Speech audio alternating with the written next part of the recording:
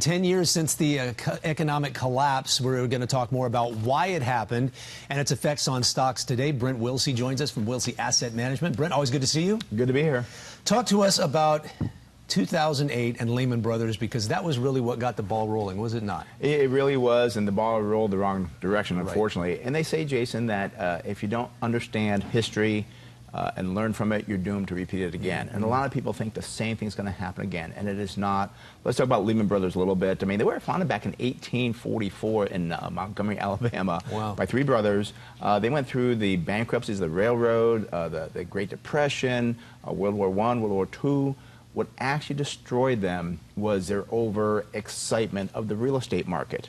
And really what they did, they bought 5 lenders, of which some were subprime. Remember, subprime was a bad thing? Because you could show up and have very little income and get a 100% loan. Yeah, it was called Alt A, and you could just sign your name like, okay, how much you make, 100 grand a year? You really don't, but that's okay, because real estate's going to keep going up forever.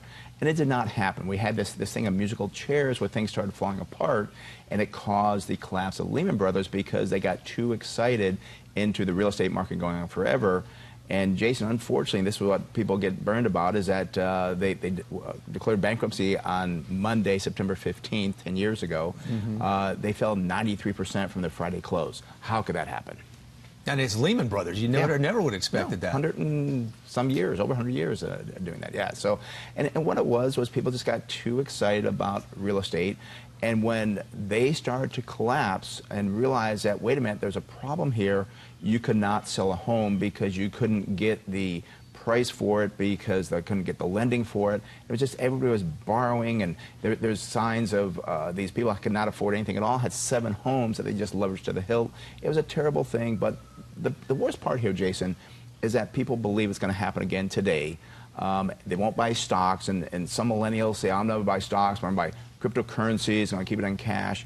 That is not what you learn from the collapse of Lehman Brothers. What did we learn from the collapse? And could it repeat it? Could this happen all over again? It will not happen to the banks. The banks now are the strongest they've ever been. The real estate market, the demand is there. There's a lower supply, so the real estate market is not ready to collapse either.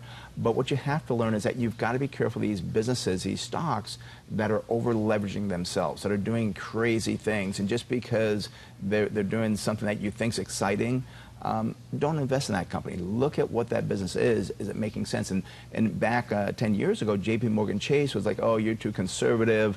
You're not doing those all A loans.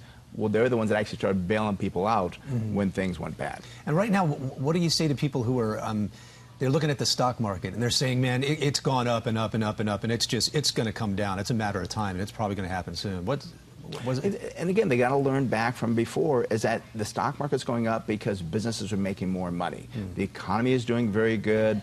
Regulations are down now. Businesses are so good that their earnings are up, and the market, on average, is based on what a business can earn, not the hype, but what a business earns. And there's companies, good quality companies with good balance sheets, that are still earning good money, but you got to be careful of those ones that you got the hype behind them, and that's unfortunately people still buying those hype companies. Yeah, and there's a lot to know. There's a lot to know. So yeah, when do you have any of your seminars coming up? Actually, we do. We have one coming up on Thursday, the 27th at 7 o'clock in Scripps Ranch. And these are things we talk about, Jason, trying to educate people how we manage money, how we've done it for nearly 40 years, to stay away from those. And I went through 2008, 2009.